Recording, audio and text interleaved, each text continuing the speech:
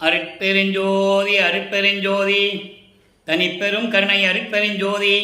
எல்லா உயிர்களும் இன்புற்று வாழ்க, வள்ளல் மலரடி வாழ்க வாழ்க, கொல்லா விரதம் குவளை எல்லாம் ஓங்குக, நல்லோர் நினைத்த நலம் பெறுக, நன்றி நினைத்த எல்லோரும் வாழ்க இசைந்து. உலக மக்களே, அறிவார்ந்த அன்பர்களே, ஆண்மநேய ஒருமைப்பாடுடைய அன்பர்களே, அருட்பெருஞ்சோதி ஆண்டவருடைய திருவிளையாடலை பார்த்து கொண்டிருக்கிறோம். அருட்பெருஞ்சோதி ஆண்டவர் இந்த பிரபஞ்சம் தோன்றிய காலத்திலிருந்தே ஏராளமான திருவிளையாடல்கள் செய்திருந்தாலும் கூட கலியுகத்தினுடைய கடைசி திருவிளையாடல் 1823ஆம் ஆண்டு தொடங்கி 30/1/1874 இரவு 12 மணி வரையிலும் அருட்பெருஞ்சோதி ஆண்டவருடைய திருவிளையாடல் எப்படியெல்லாம் நடந்தது என்பதை நமது பிள்ளை பெருமானவர்கள் அருளிய திருவுட்பாவிலிருந்தே பார்த்து கொண்டிருக்கிறோம். பிரபஞ்சம் தோன்றி இந்த 4 யுகங்களிலுமே கிரேதயுகம், திரேதயுகம், துவாபரயுகம், கலியுகம், இந்த 4 யுகங்களிலுமே சமயங்களும் மதங்களும் மார்க்கங்களும் ஜாதிகளும் தோன்றிவிட்டன. இதை தோற்றுவித்தவர்கள் அந்தந்த சமயத்துடைய தலைவர்கள் எல்லாம் அவர்கள் கருத்துக்கு ஏற்றபடி உருவங்களை அமைத்து, அதற்கு ஏற்றபடி ஆலயங்களை அமைத்து, அந்த ஆலயங்களுக்கு ஏற்றபடி வழிபாட்டு முறைகளையும் அமைத்து மக்களை வழிபட செய்து விட்டார்கள். மக்களும் சமயங்களிலும் மதங்களிலும் மார்க்கங்களிலும் ஜாதிகளிலும் பற்றுக்கொண்டு இதுவரையிலும் இருந்து கொண்டிருக்கிறார்கள். இந்த 4 யுகங்கள் முடிந்தவுடனே ஒவ்வொரு யுகத்துக்கும் ஆயுள் காலம் உண்டு. கிரேத யுகத்திற்கு 17,28,000 வருடம், திரேத யுகத்திற்கு 12,96,000 வருடங்கள், துவார யுகத்துக்கு 8,64,000 வருடங்கள், கலியுகத்திற்கு 5,000 வருடங்கள். கலியுகத்திற்கு சித்தாந்தமும் வேதாந்தமும் கூறுகின்றன 4,32,000 வருடங்கள் என்று. அந்த 4,32,000 வருடங்களை பிரம்மனுடைய ஆயுள் காலத்திலிருந்து கணக்கிடுகிறார்கள். ஆனால் கலியுகத்துக்கு அப்படி அல்ல. கலியுகத்துடைய ஆயுள் காலம் மொத்தமே 5,000 ஆண்டுகள் என்பதை நமது வல்லப்பெருமான் அவர்கள் தெளிவாக அருளியிருக்கிறார்கள். அதை நீங்கள் புரிந்து கொள்ள வேண்டும். ஆக இதெல்லாம் முடிந்தவுடனே யுகங்களும், அந்த ஆயுள் காலம் வந்தவுடனே யுகங்களும் முடிந்து விடுகிறது. அதன் பிறகு அந்த யுகங்களிலே தோன்றிய சமயங்களும் மதங்களும் மார்க்கங்களும் அழிந்து விட்டது. ஜாதி பற்றுகள்லாம் ஒழிந்து விட்டது. ஆனால் இன்று இருக்கின்ற மக்கள் காலமாக அதை பின்பற்றியதனால் இன்னும் பின்பற்றி கொண்டிருக்கிறார்கள். இந்த நிலையை மாற்ற வேண்டும் என்பதற்காகத்தான் அருட்பெருஞ்சோதி ஆண்டவர் இந்த 4 யுகங்கள் முடிந்தவுடனே ஒரு யுகத்தை உருவாக்கி, இப்போ நம்ம இருக்கிறது ஒளி யுகம். வல்லப்பெருமானவர்கள் சதுரயுகம் என்று கூறுவார்கள், சக்தி யுகம் என்று கூறுவார்கள். இந்த ஒளி யுகத்திலே உலக மக்களுக்கு என்று ஒரு மார்க்கம் வேண்டும் என்பதற்காக ஒரு ஆன்மீக மார்க்கம் வேண்டும். அதை மக்களை நல்ல வழியாக வழிநடத்தி சென்று உலக மக்களாக இன்புற்று வாழ வேண்டும் என்பதற்காகவே சமரச சுத்த சன்மார்க்கத்தை நிறுவி அதை தன் மகன் கையில் ஒப்படைப்பதற்காகத்தான் தன் அருளால் பெற்றெடுத்த ஒரு ஆண்மகனை செல்வப்பிள்ளை என்று பெயரிட்டு வளர்த்து கொண்டிருக்கிறார். காரணம், பிரம்மனும் திருமாலும் ருத்திரனும் மகேஸ்வரனுடைய இந்த 4 பதத்தலைவருடைய ஆயுள் காலம் முடிந்தவுடனே அவர்கள் இறைவனுடைய திருவடியிலே இருந்து கொண்டிருக்கிறார்கள். கடைசியாக சதாசிவன் தான் 5 தொழிலை செய்து கொண்டிருக்கிறார். அப்போ சதாசிவத்துக்கு ஆயுள் காலம் முடிவதற்கு 51 ஆண்டுகள் இருக்கின்ற நிலையில்தான் தனது மகனை இந்த பூலோகத்திலே ஒரு தாயின் வழியாக வருவிக்கை செய்தார் அருட்பெருஞ்சோதி ஆண்டவர். நமது பிள்ளை பெருமான்கள் வருவிக்க உற்றவுடனே, அதாவது அருட்பெருஞ்சோதி ஆண்டவர் இந்த 51 ஆண்டுகளை 1823ஆம் ஆண்டு தொடங்கி 1874 ஆண்டுகள் வரை நடந்த இந்த திருவிளையாடலை, 51 ஆண்டுகள் நடந்த திருவிளையாடலை 8 ஆண்டுகளாக பிரித்து தனது மகனுக்கு அருளை கொடுத்து கொண்டிருக்கிறார். காரணம், மகனை பக்குவப்படுத்த வேண்டும். தன் மகனை சமயங்களிலும் மதங்களிலும் மார்க்கங்களிலும் இருக்க செய்து அதன் பிறகு இதெல்லாம் தேவையில்லை என்ற நிலையை உலக மக்களுக்கு தெரியப்படுத்த வேண்டும். அந்த நிலையில் இருக்கும்போது நமது பிள்ளை பெருமானவர்கள் இந்த பூலோகத்திற்கு ஒரு தாயின் வழியாக வருவிக்க உற்றார். நம்ம பிள்ளை பெருமானவர்கள் வருவிக்க உற்ற இடம் சிதம்பரம் அருகில் இருக்கின்ற மருதூர் என்ற ஒரு கிராமம். அங்கே ஒரு சைவ குடும்பத்திலே வருவிக்க உற்றார். வருவிக்க உற்ற 8 ஆண்டுகள் வரையிலும் எந்த விதமான இறைவனுடைய அருளையும் பெற முடியவில்லை அவர். அதனால்தான் அவர் மனம் ஒரு நிலையில் இல்லாமல், மனம் ஏதோ சொல்லுது, பள்ளிக்கூடத்தில் போய் படிக்கிறதுக்காக சேர்க்கிறாங்க, படிக்க முடியாதுன்னு சொல்லிட்டாரு. அது இயற்கையாகவே நடந்தது. அவர் வேணுமென்றோ திட்டமிட்டோ செஞ்சதல்ல, இயற்கையாகவே அவருக்கு தெரியாமலேயே அது நடக்கிறது. அப்போ அவருக்குன்னு ஒரு தனி இடம் வேணும். அப்போ சென்னையில் கந்தக்கோட்டைன்னு ஒரு இடம் இருக்குது, அங்கே ஒரு முருகன் கோயில் இருக்குது, இப்போவும் கந்தக்கோட்டைன்னு தான் சொல்லுவாங்க. அங்கே போய் தனிமையில் உட்காந்துட்டு இருக்காரு. அங்கே வர்றவங்க போகிறவங்க, என்ன ராமலிங்கம் இங்கே உட்காந்துருக்க, ஏதாவது பாட்டு போடேன் அப்படின்னு சொன்ன போய் தான் முருகன் மேலே பாட்டு பாடுறாரு. அப்போ இந்த நிலையில் இருக்கும்போது வல்லப்பெருமான் அவர்கள் 2வது எட்டுக்குள் வருகிறார். அதாவது 9வது ஆண்டிலிருந்து 16 ஆண்டுகளுக்குள் என்ன நடந்தது? 9வது ஆண்டிலே இறைவன் அவர் முன் தோன்றி, நீ என் மகன், என்னால் வருவிக்க உற்றவன், முதலிலே ஞானத்தை பெற்றுக்கொள், மற்ற அருள்களை எல்லாம் முன்பருவம் பின்பருவம் காட்டி உனக்கு அருள் செய்வேன் என்று சொல்லி மறைந்து விடுகிறார். அப்படி மறைந்து விட்ட உடனே இவருக்கு மறைப்பு நிலை ஏற்படுகிறது. இவருக்கு முன்னால் நடந்த விஷயங்கள்லாம் நினைவில் இருக்காது. அப்போ இவர் சமயங்களிலும் மதங்களிலும் மார்க்கங்களிலும் உடைய நெறிகளை பின்பற்றி கொண்டு அது சூழ்ந்திருந்த காலகட்டம் அது. இவரும் சிவாய நம, நமச்சிவாயா, ஓம் சிவாய நம, சிவசிவான்னு சொல்லி சிவபெருமானை வழிபட்டு கொண்டிருக்கிறார். சரியை, கிரியை, யோகம் என்ற 12 நிலைகளிலும் இருந்து கொண்டிருக்கிறார். சைவ சமயத்தின் அடையாளமாகிய திருநூறு பூசிக்கொள்ளுவதும், உத்தராட்சமாலை போட்டுக்கொள்ளுவதும், குத்து விளக்கேற்றி உருவ வழிபாடு செய்வதும், இப்படி சமயங்களிலும் மார்க்கங்களிலும் மதங்களிலும் எப்படியெல்லாம் சொன்னாங்களோ அதே போல நமது பிள்ளை பெருமானவர்களும் இருந்து கொண்டிருக்கிறார்கள். அப்போ திருவருள் முறையீடு உதயமாகிறது. 1ஆம் திருமுறை, மொத்தம் 232 பாடல்கள். இதுவரை 214 பாடலுடைய விளக்கத்தை பார்த்திருக்கிறோம். இன்று 217வது பாடல். இந்த திருவருள் முறையீடு முடிந்தவுடனே அதற்கப்புறம் என்ன நிலை ஏற்பட்டது என்பதை பார்க்க போகிறோம். பாடலை நல்லா கவனிங்க. பாடல் உங்களுக்கு நான் ஏற்கனவே கூறியது போல கொஞ்சம் கஷ்டமாக இருந்தாலும் இறைவன் கொடுத்த விளக்கம் மிக எளிமையாக இருக்கும். இலங்கா புறத்தன் ராக்கதர் மன்னன் ராவணன் முன் மயங்கா நின் வெள்ளிமலை கீழிருந்து வருந்த நின் சீர் கலங்காமல் பாடிட கேட்டு இறங்கி கருணை செய்த நலம் காணில் தன்மையின்று என்னளவு இயண்டாடியில் நன்னியதே. இது பாடல். பாடலுடைய விளக்கம் பாருங்க. இலங்கை மன்னன் அரக்கர் குல மன்னன், அரக்கர் வம்சத்தை சேர்ந்தவன். அப்படி இலங்கை மன்னன் ராவணன் ஒரு காலத்தில் இமயமலையின் கீழ் அடிவாரத்தில் இருந்து மிகவும் மனம் உருகி உன்னை வேண்டிக் கொண்டிருக்க, பாடி வேண்டிக் கொண்டிருக்க இறைவனை பற்றி பாடுகிறார். அதனால் அவனுக்கு பேர் ராவணீஸ்வரன் வந்தது. முதல்ல ராவன் தான் அவன் பெயர். ஈஸ்வரனுடைய அருளை பெற்றதனால் ராவணீஸ்வரன் என்ற பெயர் பெற்றார். அப்போ மலையின் அடியிலே இறங்கி இருந்து கொண்டு உள்ளம் உருகி உன்னை பாட அதை கேட்டு இறங்கி கருணை தந்த நன்மையை பார்க்கும் பொழுது, அந்த கருணை செய்த செயலை பார்க்கும்போது அந்த அருள் பாங்கை எப்படி சொல்லுவது? சொல்லில் அடங்காத பொருத்தமாகும் அது. அதோடு மட்டுமல்ல, இப்படியெல்லாம் வருகின்ற பாட்டு பாடுகின்றவர்களுக்கெல்லாம் நீ அருளை கொடுக்கிறாயே, நான் உன் காலடியிலே இருந்து கொண்டிருக்கிறேன், உன்னிடம் விண்ணப்பம் செய்து கொண்டிருக்கிறேன். நீக்கு எந்த விதமான அருளையும் நீ கொடுக்காமல் காலதாமதம் செய்கிறாய், விரைவில் வந்து எனக்கு அருள்வாயாக என்று சொல்லி இந்த பாடலில் நமக்கு அருளியிருக்கிறார்கள். இறைவனிடம் முறையீடு செய்கிறார். அதனால் திருவருள் முறையீடு என்ற பெயர் இந்த பதியத்துக்கு உண்டு. இப்போ காலங்கள் மாறுகிறது. 13வது ஆண்டு, அதாவது ஞானத்தை பெற்ற உடனே இறைவன் ஆட்கொண்ட பொழுதே ஞானம் கிடைத்து விட்டது. அவருக்கு மெஞ்ஞானம் இல்லை, ஞானம் மட்டும்தான் கிடைக்குது. மெஞ்ஞானம் கிடைச்சிட்டா இவருக்கு எல்லாருக்குமே தெரிஞ்சிடும். அதனால் ஞானத்தை மட்டும் கொடுத்து விட்டு மறைந்து விடுகிறார் இறைவன். அப்போ வல்லப்பெருமானவர்கள் சமயங்களையும் மதங்களையும் மார்க்கங்களையும் சார்ந்திருந்ததனால் சைவ சமயத்தினுடைய தலைவனாகிய சிவபெருமானை தான் இறைவன் என்று போற்றி பாடிக்கொண்டிருக்கிறார். இதை ஏன் சொல்கிறேன்னா, பின்னால் வரும்போது நிலைகள் மாறும், அருப்பெருஞ்சோதி ஆகும். அப்போ உங்களுக்கு அந்த வேறுபாடு தெரியணும். அதுக்காக தான் இவர் வரிவிக்கு உற்றவர். ஆன்ற சன்மார்க்க மணிவர என்னைத்தான் ஈன்று அமுதளித்த இனிய நற்றாயே. அகவல், அருப்பெருஞ்சோதி அகவல்ல இருக்கு.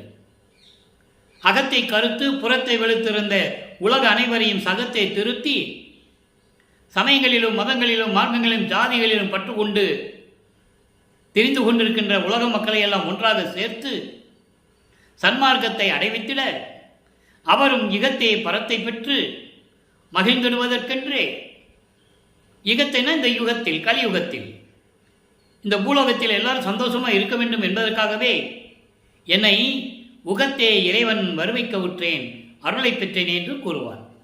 ஆக அவர் என்ன காரணத்துக்காக பூலோகத்திற்கு வருவிக்க விட்டார் என்ற நிலையை பாடல்களிலே நமக்கு அறிவிக்கிறார்கள். இப்போ அந்த நிலையெல்லாம் அவருக்கு இப்போ தெரியாது. 6ஆம் திருமுறை வரும்போது தான் அந்த நிலைகள்லாம் நமக்கு சொல்லுவார்.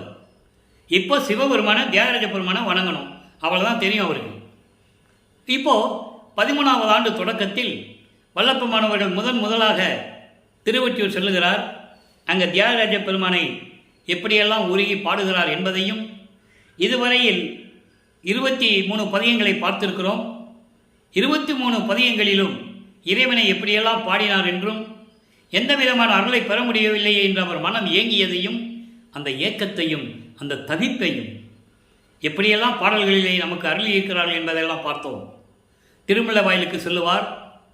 திருவொற்றியூர் தான் ஒன்றும் கிடைக்கலையே, திருமலை வயலுக்காக போகணும், அங்கே போவார். அப்போ அவர் எங்கே போனாலும் நடந்து தான் போகணும், எந்த சக்தியும் கிடையாது. அப்போ நினச்சி பாருங்கள், உடம்பெல்லாம் புல்லரிக்கும். இறைவனால் வருவிக்க உற்றவன் இறைவனுடைய மகன்னு தெரிஞ்சிருச்சு. வெளியே சொல்லவும் முடியாது, சொல்லவும் கூடாது, காலத்தின் கட்டாயம். எப்படியாவது நமக்கு அருள் கிடைச்சிடும்னு சொல்ல நம்பிக்கையில் தான் அவர் இருக்கிறார். திருமலை வயலுக்கு போகிறாரு. அங்கே மாசிலாமணி உருகி பாடுவார். என்னை வருவிக்க செய்துவிட்டு அருளை கொடுக்காமல் இருக்கிற, நான் திருவொற்றியூருக்கும் போய் புரோஜனம் இல்லை, இப்போ திருமலை வயலுக்கு வந்தேன், ஏன் வந்தேன், எதுக்கு வந்தேன்னு கூட கேட்க மாட்டேன்ற, இப்படி நிலைகளெல்லாம் பாடல்கள் உண்டு. அந்த விளக்கத்தை எல்லாம் பார்த்து விட்டோம். அதன் பிறகு திருவெள்ளித்தாயர், சென்னைக்குள்ளேயே ஒரு இடம் இருக்குது, திருவெள்ளித்தாயனும் ஒரு இடம். அங்கேயும் போய் வேண்டுவார், எந்த விதமான பலனும் இல்லை. இப்போது 24ஆவது பதியத்திலேயும் 9 பாடல்களை பார்த்து விட்டோம். இன்று கடைசி பாடல் 10ஆவது பாடல் தியாக வண்ண பதிகம். தியாக வண்ண பதிகம் என்பது இறைவனுடைய பெருமையை சொல்லி, இப்படிப்பட்ட இறைவன் எனக்கு அருளை கொடுக்காவிட்டால் நீ ஒரு பிச்சை பெருமான் தானே, பிச்சைக்காரன் தானே அப்படின்னு சொல்லுவார். அந்த பாடலை பார்க்க போகிறோம். இன்று கடைசி பாடல். தேசு ஆர் அயில்வேல் மகனாரோடும் தேவியோடும் தான் அமர்கோலம் ஈசா என நின்று ஏத்தி காண என்னும் எனக்கு ஒன்று அருளானேன். அதான் அண்டர்லைன், முக்கியமான வார்த்தை.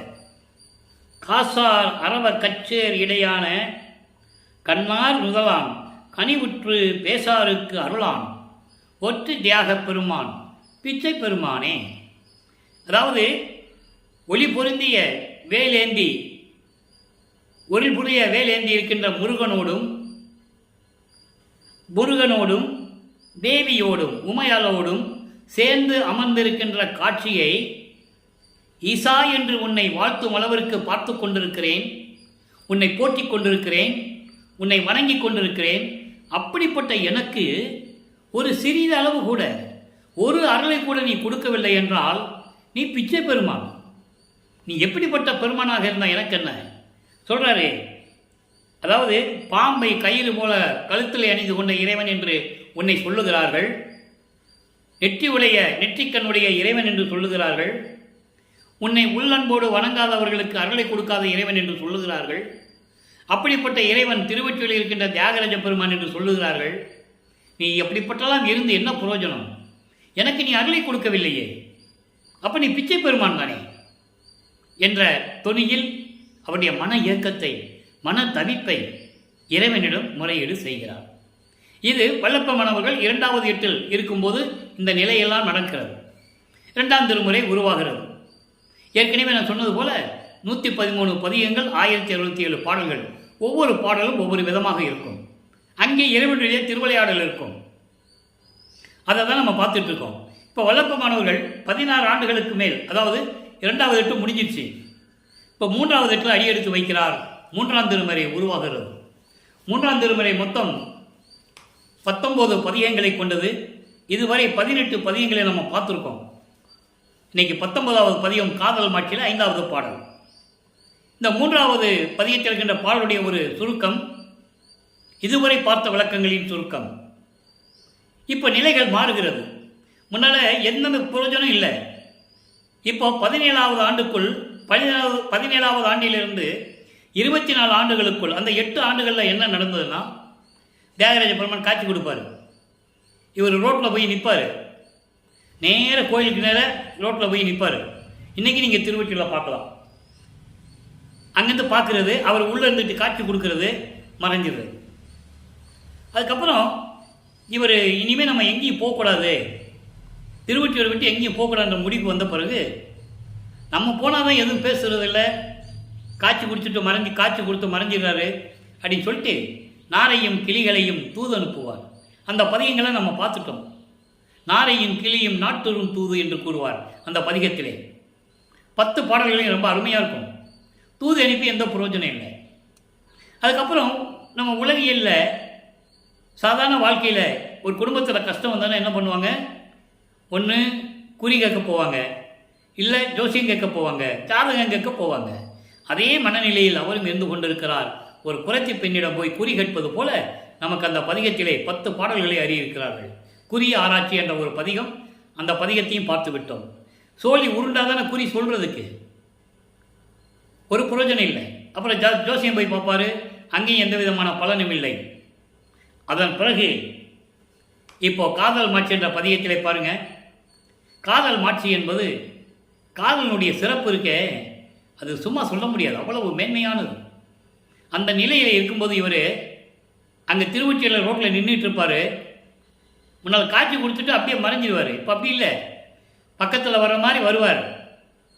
வந்து கன்னத்தை கிள்ளிட்டு திரும்பி பார்க்கும்போது திருவள்ளியாக ஓடிடுறாரு. இவர் பின்னாலே போய் பிடிக்கணுமே, எப்படியாவது போடுவார். ஓட்டத்தை பிடிக்க முடியல அப்படின்னு சொல்லுவார். ஏன்னா அப்போ அவருக்கு பறக்கும் சக்தியோ மறைகின்ற சக்தியோ அப்போ அவருக்கு கிடையாது. 24 ஆண்டுகள் வரைக்கும் கிடையாது. அப்போ அந்த நிலையில் இருக்கும்போது இந்த பாடல் உருவாச்சு. பாடலை கவனிங்க. நாடார் வளம் கொள் ஒற்றி நகர் நாதர், நாடார் வளம் கொள் ஒற்றி நகர் நாதர் பவனிதனை காண நீடா ஆசையினால் வந்து வந்து நின்றால்.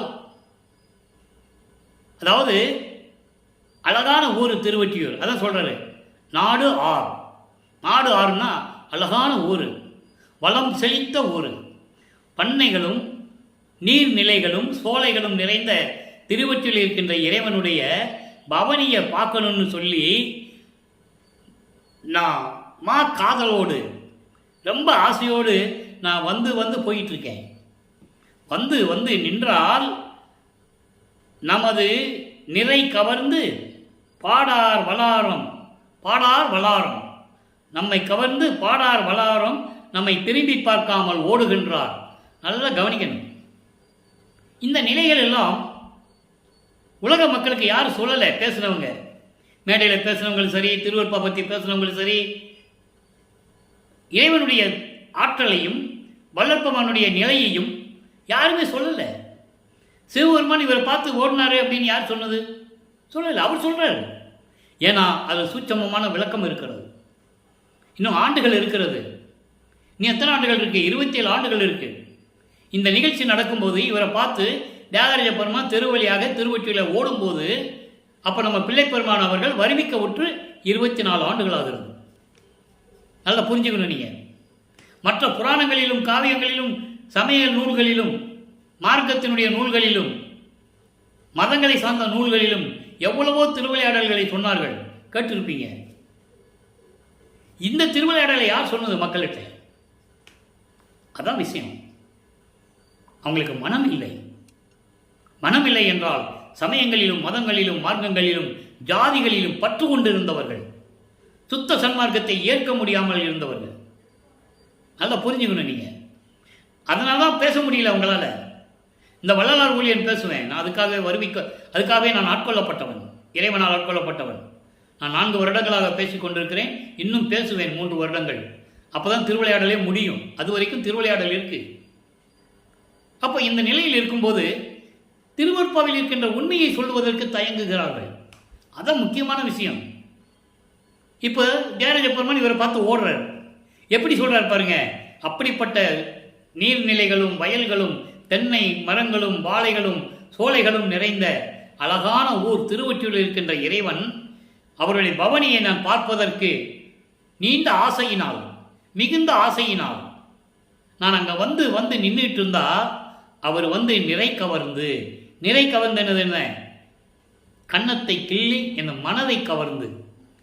இவர் இதை தன்னை ஒரு பெண்ணாக உருவாக்கி பாடியிருப்பார். தன்னை ஒரு பெண்ணாகவும், அதாவது தலைவியாகவும், இறைவனை தலைவனாக உருவகப்படுத்தி இந்த பாடலை பாடியிருப்பார், ஒரு தோழியிடம் சொல்லுவது போல. அப்போ என்ன பண்ணுறாருன்னா, செல்லமாக கிள்ளிட்டு, கன்னத்தை கிள்ளிட்டு மனதை கவர்ந்து விட்டு திரும்பி பார்க்காம ஓடுறாரு. பாடலுடைய மைய கருத்து உலக மக்களுக்கு தெரிவிக்கிறார் வல்லற்பமானவர்கள். உலக மக்களை நான் வருவிக்க விட்டு ஆண்டுகளாகியும் 24 ஆண்டுகள் வரையிலும் இறைவனிடமிருந்து எந்த அருளை பெற முடியாமல் தவித்துக் கொண்டிருக்கிறேன். அந்த நிலையில் அவர் என்னை பார்த்து ரோடு வழியாக, அதாவது தெரு வழியாக ஓடுகிறார். நானும் பின்னாலே ஓடினேன். அவர் ஓட்டம் பிடிக்க ஒண்ணாதே, ஓடாது ஓடினாலும். எவ்வளவு கஷ்டப்பட்டு பின்னாலே துரத்தி ஓடினா கூட அவர் ஓட்டத்தை பிடிக்க முடியவில்லையே, நான் என்ன செய்வேன், இந்த நிலையில் இருந்து கொண்டிருக்கிறேன் என்று சொல்லி இந்த பாடலையும் கருளியிருக்கிறார்கள். அடுத்த 4ஆம் திருமுறை. 4ஆம் திருமுறையில் கிட்டத்தட்ட எல்லா பதியங்களையும் பார்த்துட்டோம். 2 பதியம் மட்டும் நிலுவையில் இருக்கு. பிரசாத மாலை, பத்தி மாலை, இந்த 2 மாலை ரொம்ப முக்கியமானது. ஏன் எப்படி சொல்லணும் நிறுத்தி வச்சிருக்கணுமா? இறைவனுடைய கட்டளை தான். 1ஆம் திருமுறையிலே வடிவடிக்க மாநிலங்களை கூறும்போது, 2ஆம் திருமுறையிலே எழுத்தரைய பெருமான் மாலை கூறும்போது இந்த பிரசாத மாலையும் பத்தி மாலையும் வரும். அதுக்கேற்றபடி 6ஆம் திருமுறையிலே நிலுவையில் இருக்கின்ற நடராஜபதி மாலை, சத்குருமணி மாலை, அனுபவ மாலை, இதெல்லாம் வரும். அது அப்புறம் பார்த்துக்கலாம். இப்போ 4ஆம் திருமுறை வரும்போது வல்லப்பம்மன் அவர்கள் 4வது எட்டில் இருந்து கொண்டிருக்கிறார். 4 8 32. இப்போ 25வது ஆண்டிலிருந்து 32 ஆண்டுகளுக்குள் எப்படி திருவிளையாடல் நடக்குது? ஒவ்வொரு பாடலிலும் நமக்கு அருளியிருக்கிறார்கள். அன்பு மாலை, அருட்பிரகாச மாலை, இப்படி நிறைய பாடலுடைய விளக்கத்தை பார்த்து விட்டோம். அதனுடைய ஒரு சுருக்கம் எப்படின்னா, இவர் அங்கே ஒரு பாடலில் சொல்லுவார், அன்பு மாலையிலே, நான் பூலோகத்துக்கு போக முடியாதுன்னு சொன்னேன். இந்த உரையாடல் அங்கே நடக்குது விண்ணுலகில், அதை பாடலில் சொல்லியிருக்காரு. யாரும் மறுக்க முடியாது, அவ்வளோ விளக்கம் இருக்குது பாடலில். அப்போது நான் போக முடியாதுன்னு சொல்லும்போது என் தந்தை கேட்கிறார், உன்னுடைய திருவிளையாடலை நான் எவ்வளோ பார்த்துருக்கேன், நீ தெருவில் விட்டுட்டா நான் என்ன செய்வேன்னு கேட்பார். இந்த மனநிலையில் மகன் இருக்கிறான் என்று சொல்லி இவர் சம்மதிக்கவில்லை. அதன் பிறகு லட்சுமியும் சரஸ்வதியும் கூப்பிட்டு, இருநிதிய திருமகளிர் இருவரும் என்னை வணங்கி, நல்லா கவனிக்கணும், அந்த விளக்கெல்லாம் நான் ஏற்கனவே கொடுத்துட்டேன், அன்பு மலையில் இருக்கு. இருநிதிய திருமகளிர், கல்விக்கும் செல்வத்துக்கு அதிபதி யாரு? லட்சுமியும் சரஸ்வதியும். அவங்க 2 பேர்கிட்ட அன்புஞாண்டவர் போய் சொல்றார், இது கற்பனை அல்ல, கதை அல்ல, திருவருட்பாவில் இருக்கின்ற விளக்கம். பையன் இந்த மாதிரி மனசு சஞ்சலப்பட்டுக்கிட்டு இருக்கான். தருநிதிய குறியற்ற சஞ்சலத்தால் நான் கலங்கிய போது, தளர்ந்த போது, அந்த தளர்வையெல்லாம் நீக்கி இருநிதிய திருமகளிர் இருவரும் என்னை வணங்கி, நல்லா கவனிக்கணும், அவர் சொல்றாரு, அவன் கோபத்தில் இருக்கிறான், என் பையன் சம்மதிக்க மாட்டேன்றான், நீங்கள் 2 பேரும் எப்படியாவது சம்மதம் வாங்கிடுங்க அப்படின்னு சொல்ல, அவங்க 2 பேரும் வந்து இவரை வணங்கி இசைந்து வித்து ஒன்னா வராங்க. அதான் இசைந்து வித்து ஒன்னாக வந்து வந்த நம் அப்பா என்று வணங்கி, பெருநிதி வாய்த்திட என் முன் பாடி ஆடி பெற்றி அளித்தனை இப்பேதையன் தனக்கே. அவ்வளோ அருமையாக சொல்லுவார். வெளியே யாருக்கிட்டையும் சொல்லலை, மறைச்சிட்டாங்க. அவங்க 2 பேரும் வந்து ஆடி பாடி இவர்கிட்ட இருந்து சம்மதம் வாங்கிட்டாங்க. அதுக்கு பிறகு ஒத்துக்கிறாரு, நான் பூலோகத்துக்கு போகிறேன்னு. நல்லா புரிஞ்சுக்கணும் நீங்கள். இதில் நிறைய பாடல்கள் உண்டு அந்த மாதிரி. என்னையும் இறக்கம் தன்னையும் ஒன்றாக இருக்க இசைவித்து மன்னி வாழ்வுற வருவித்த கருணை வள்ளல் நீ என்று கூறுவார். வருவித்த வண்ணமும் நானே, இந்த மாநிலத்தை செய்யும் வண்ணமும் நானே. இதெல்லாம் 6ஆம் திருமுறையில் வரும். ஏனாதன் எனினும் யான் அம்மையின் என் அடியனை நான் அறிந்தேன், இதயம் மலர்ந்தேனே. ஒவ்வொரு யுகத்திலே இருந்தவர் அவர். ஆக அந்த நிலையில் இருக்கும்போது 4ஆம் திருமுறை உருவாகும் போது 27வது ஆண்டில் தனக்கொடி அம்மையாருக்கு தாலி கட்டி திருமாங்கல்யம் பூட்டி அந்த அம்மாவிற்கு மோட்ச வீட்டை காட்டுகிறார். இது ஏற்கனவே நிர்ணயிக்கப்பட்டது. இறைவனுடைய திருவிளையாடல் அதுவும் ஒன்று. அந்த திருமணத்தின் போது பிரம்மன், திருமால், ருத்திரன் பூரா அங்கே உட்கார்ந்துருக்காங்க வாழ்த்துவதற்கு. மானிட கண்களுக்கு தெரியாது. நல்லா புரிஞ்சுக்கணும் நீங்கள். இவர் தந்தையும் தாயும் வரவில்லை என்று மனம் கலங்குகிறார். அப்போ அதன் பிறகு மகனுடைய வருத்தத்தை கண்டு 2 குதிரை மாட்டின தேரில் வந்து அவங்களெல்லாம் வாழ்த்திட்டு போனதெல்லாம் அந்த விளக்கத்தையெல்லாம் நம்ம பார்த்துட்டோம். அந்த பாடல்கள்லாம் முடிஞ்சிடுச்சு. இப்போ இந்த நிலையில் இருக்கும்போது இனிமேல் எங்கேயும் போகக்கூடாது அப்படின்னு சொல்லி அவர் இருந்த இடத்திலே சென்னையிலே உள்ளே போய் தாப்பா போட்டுறார். வெள்ளையாடை அணிந்து முக்காடு போட்டு இனிமேல் நான் எங்கேயும் போக போகிறதில்ல தாப்பா போட்டுறார். இப்போ அவருக்கு தெரியும் சுத்த சன்மார்க்கத்தை வாங்கணும், அருட்பெருஞ்சோதி ஆண்டவர் தான் இறைவன், அவருடைய தந்தைன்னு அவருக்கு தெரியும். வந்தால் கதவை திறந்துட்டு வரட்டும், இல்லை என்ன வேணாலும் நடக்கட்டும் சொல்லி கதவை பூட்டிட்டார். அப்போது இறைவன் மனம் இறங்கி மகனுடைய கோபத்தை உணர்ந்து நியாயமான கோரிக்கை, மகனுடைய கோரிக்கை, 32 ஆண்டுகளாக அவனை துன்புறுத்தி விட்டோமே என்று கூறுவார். அதை மெய்யருள் வியப்பிலே கூறுவார். 12 ஆண்டு தொடங்கி இற்றைய பகல் வரை இந்த படியில் இந்த பூலோகத்தில் நான் பட்ட பாட்டை நினைக்கும் போது கல்லும் கரையுமே, இரும்பும் உரையுமே, உருகுமே அப்படிலாம் சொல்லுவார். அந்த நிலையில் வீட்டை பூட்டிட்டாரா. இப்போ இறைவன் விண்ணுலகத்திலிருந்து இறங்கி கதவை திறந்து அந்த பூலோகத்திலே கால் பதிக்க நடந்து வந்து ஒரு காலை உள்ளே வச்சு ஒரு காலை வெளியே வச்சு நல்லா கவனிக்கணும். வீட்டுக்குள்ளே வந்தானே இவர் பூட்டிடுவார்னு அவனுக்கு தெரியும், இறைவனுக்கு தெரியும். அதனால் அடுத்து ஒவ்வொரு அருளையும் கொடுத்ததை நாம் படிப்படியாக பார்த்து விட்டோம். அதனுடைய விளக்கங்களையும் பார்த்து விட்டோம். என்னென்ன அருளை கொடுத்தார் என்பதையும் பார்த்து விட்டோம்.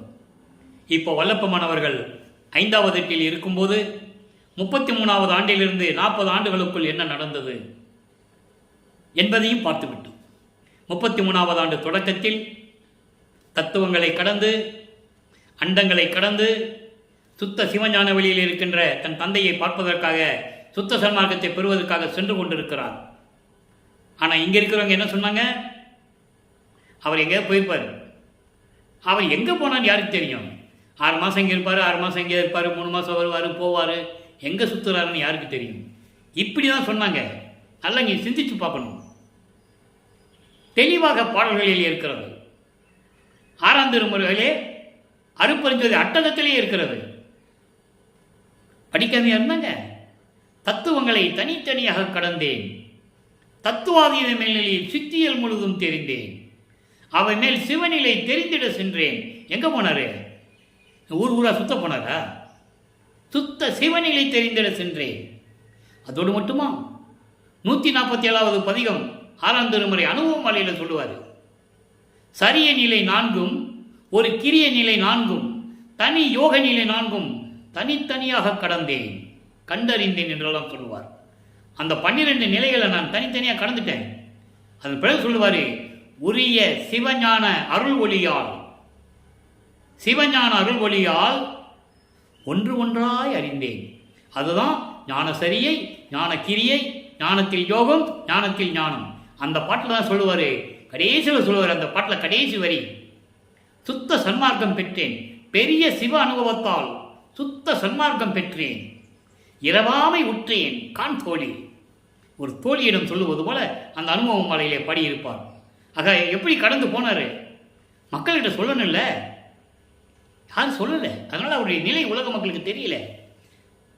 சாதாரண ஆளுகளை கூட நிலைகளை சொல்லி அவங்களை உயர்த்தி விட்டார்கள். சமயங்களிலும் மதங்களிலும் மார்க்கங்களை சார்ந்தவர்கள் எல்லாம் சாமிகள், அடிகளார் அடிகளார் சாமிகள் என்று சொல்லி சொல்லி அவர்களை உயர்ந்த நிலையில் கொண்டு வந்து சேர்த்தார்கள். ஆனால் ஒரு இறைவனை தமிழ் துறவி என்று சொன்னார்கள். சமூக சீர்திருத்தவாதி, புரட்சியாளர், பாடலாசிரியர், வசனகர்த்தா, இப்படிதான் சொன்னார்களே தவிர அவர் அருட்பெருஞ்சோதி ஆண்டவருடைய ஒரு அருளுடைய ஒரு கூறு, ஒரு பகுதி என்று சொல்லவில்லை யாரும். அவர் பாடலிலேயே சொல்லுகிறார். அந்த கான்செப்ட் தான் பிரிந்த தன்னுடைய சக்தியோடு 51 ஆண்டுகள் கழித்து மேட்டுக்குப்பத்திலே சிட்டி வளாகத்திலே அருட்பெருஞ்சோதி ஆண்டவர் அவர் வந்து இவரோட கலக்கிறார். பிரிந்த சக்தியோடு மீண்டும் கூடுகிறார். அதான் கான்செப்ட். இந்த நிலைகளெல்லாம் முடிந்த பிறகு அங்கே தன் மகனை வரவேற்று, சுத்த சிவஞான வெளியிலே அருட்பெருஞ்சாண்டவர் தன் மகனை வரவேற்று, மகனை மங்கள நீராடி மங்களம் கோலம் பூண்டு அணிகலங்களெல்லாம் அணிந்து புத்தாடை அணிந்து, இவர் இங்கே முக்கோடாட போகிறாரு, அங்கே போய் புத்தாடையெல்லாம் அணியணும், பாடல் இருக்கு, மணிமுடி சூட்டணுமே. அப்போது அதெல்லாம் போட்டு அணிகளை அணிந்து புத்தாடை அணிந்து சிங்காசனத்திலே அமர வைத்து முடிசூட்டுகிறார். இளவரசன் பட்டம். மன்னருக்கு அப்புறம் இளவரசன் தான். அருப்பஞ்சாண்டவர் பிரபஞ்சத்தை இயக்குனார், இப்போ வளர்ப்பு மனை இயக்கி கொண்டிருக்கிறார். தெளிவா இருக்கு பாடல்ல, யாரும் மறுக்க முடியாது. அப்போ அந்த நிலையில் இருக்கும்போது மணிமுடி சூட்டி சுத்த சன்மார்க்கத்தை கொடுத்து, சாகா கல்வியை கொடுத்து, ஏம சித்தியை கொடுத்து, தத்துவ சித்திகளை எல்லாம் கொடுத்து, பறக்கும் சக்தி தத்துவ சித்திகளாக தான் பறந்து போகலாம், எங்கே வேணாலும் அவர் பறந்து போகலாம், நினைச்ச இடத்துல இருக்கலாம். அப்படிப்பட்டவரை மாட்டு வண்டியில் சென்றார் என்றும், சென்னையிலிருந்து சிதம்பரத்துக்கு நடந்தே சென்றார் என்றும் பல விளக்கங்கள் கொடுத்து கொண்டிருக்கிறார்கள். நம்ம அதுக்குள்ளே போக வேண்டாம். அதுக்குள்ளே போனோம்னா நம்மளுடைய நேரம் வீணாயிடும். அவர் சொல்கிறாரு, நான் அண்டங்களை கடந்து போயிட்டுருக்கேன்னு. பறக்கும் சக்தியை உடையவர், நினைச்ச இடத்துல இருப்பார். இந்த நிலையில் இருக்கும்போதே அருப்பஞ்சாண்டவர் கூறுகிறார், மகனே, இன்னும் 11 ஆண்டுகள் பாக்கி இருக்கிறது. நீ நேராக சென்று கருங்குழியிலே உறைவிடமாக எடுத்துக்கொள் என்று சொல்லி நேர கருங்குழிக்கு வரார். வரும்போது வெள்ளாடை அணிந்து முக்கடலாம் போட்டுக்குவார். கருங்குழி என்ற இடம் மிகவும் அற்புதமான இடம். அங்கதான் அருப்பஞ்சாண்டவர் மகனும் உரையாடியது. மகனும் தந்தையும் கொஞ்சி குலாவிய இடமெல்லாம் அதான். தண்ணீரால் விளக்கேற்றிய இடம் பெயர் பெற்றது. உண்மைதான். ஆனால் அந்த அம்மா தண்ணி வைக்கும்போதே அது தண்ணி இல்லை, எண்ணெய் இல்லை, அது தண்ணி தான் இவருக்கு தெரியும். நல்லா புரிஞ்சுக்கணும். நீங்கள் இவரை யார் என்று வெளியே காட்டவே கூடாது. அதனால தான் அந்த அம்மா வந்து கேட்கும்போது, சாமி, நான் எண்ணெய்க்கு பதிலாக தண்ணி வச்சுட்டு போயிட்டேனே அப்படின்னு சொல்ல, இவர் சொல்லுகிறார், அப்படியாம்மா, நான் கவனிக்கலம்மா, என்னன்னு நினச்சி தான் நான் ஊற்றுனேன், விளக்கு எரிஞ்சுக்கிட்டு இருந்தது. அப்படியாம்மா, எல்லாம் இறைவன் செயல். எப்படி? இதெல்லாம் ஒரு நாடகம், திருவிளையாடல். அதை நீங்கள் புரிஞ்சுக்கணும். அவன் அவ்வளவு சக்தியை உடையவர், வளர்ப்பமானவர்கள். அப்போது அந்த நிலையில் இருந்து கொண்டு 9 ஆண்டுகள் கருங்குழியில் இருக்கும்போது அவர் 5வது எட்டை முடிக்கிறார். 40 ஆண்டுகளுக்குள் எல்லா வேலையும் முடிஞ்சிடுச்சுங்க. 41வது ஆண்டில் இருக்கிற நிலையை தான் இப்போ நம்ம பார்த்துட்டு இருக்கோம். 41வது ஆண்டிலிருந்து 48 ஆண்டுகளுக்குள் 8 ஆண்டுகளுக்குள் என்ன நடந்து கொண்டு இருந்தது?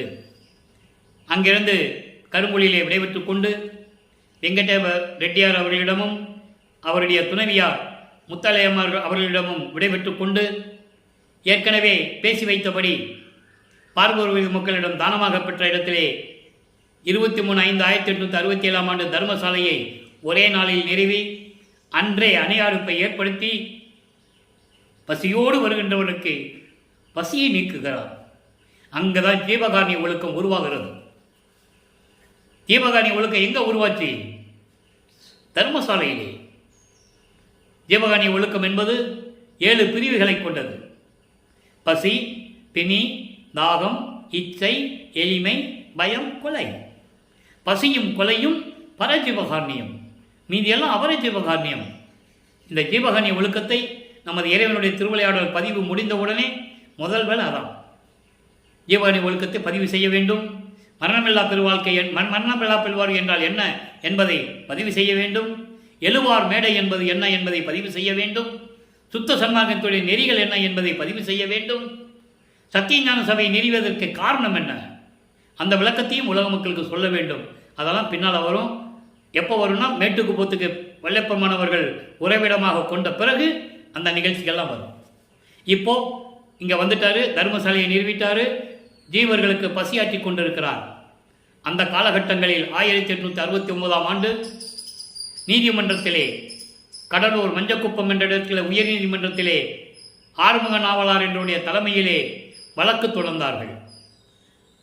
ராமலிங்க பரதேசி என்பவர் வடலூரிலே அமர்ந்து கொண்டு அவர் எந்த கல்லூரியிலும் கற்கவில்லை, எந்த புலவர் பட்டமும் பெறவில்லை, இலக்கணமும் இலக்கியம் பிள்ளைகளோடு பாடல்களை இயற்றிக் கொண்டிருக்கிறார். அது சமயங்களையும் மதங்களையும் மார்க்கங்களையும் ஜாதிகளையும் இழிவுபடுத்துகிறது. நாங்கள் மனம் கலங்கி கொண்டிருக்கிறோம், அவமானப்பட்டு கொண்டிருக்கிறோம். திருவற்பாவை மருட்பா என்று அறிவிக்க வேண்டும் என்று வழக்கு தொடர்கிறார். இதான் வழக்கு. உலகியல் என்ன சொன்னாங்க? விசாரணைக்கு போகும்போது எல்லாம் எந்திரிச்சு நின்னாங்க, வழக்கு தள்ளுபடி ஆயிடுச்சு. அப்படி தானே சொல்லுவாங்க, அப்படி தானே சொன்னாங்க. அப்படி அல்ல. எந்த ஒரு வழக்கும் நீதிமன்றத்திலே வாதி வழக்கு தொடர்ந்து வாதியிடமும் பிரதிவாதியிடமும் விசாரணை செய்யாமல் எந்த வழக்கும் தள்ளுபடியாகாது. நல்லா புரிஞ்சுக்கணும். அப்போ அங்கே என்ன நடந்தது? உலக மக்களுக்கு யார் சொன்னது? ஒரு ஆள் கூட சொல்லலை. எந்திரிச்சு நின்னாங்க, வழக்கு தள்ளுபடி ஆயிடுச்சு. அவ்வளோ விசாரணை நடந்திருக்கணும்ல. அப்போ பிள்ளைப்பெருமானவர்கள், நம்ம வல்லப்பெருமானவர்கள், நமது இறைவன் அங்கே போயிருக்கணும்ல. அங்கே எல்லாம் உட்கார்ந்துட்டு இருக்காங்க, இவர் வரல, எல்லாம் பார்க்குறாங்க, எல்லாரும் சந்தோஷப்படுறாங்க. விசாரணைக்கு வரலன்னா திருவற்பா மறுப்பா தான் தீர்ப்பு வரும்னு சொல்லி எல்லாம் சந்தோஷமாக இருக்கிறாங்க. சிவபெருமான் கோர்ட்டுக்கு வந்து சாட்சி சொன்னதையும், காஞ்சியம்மன் கோர்ட்டுக்கு வந்து சாட்சி சொன்னதையும், சமயபுரம் மாரியம்மாள் வந்து கோர்ட்டில் வந்து சாட்சி சொன்னதையும் எல்லாமே சொன்னார்கள்.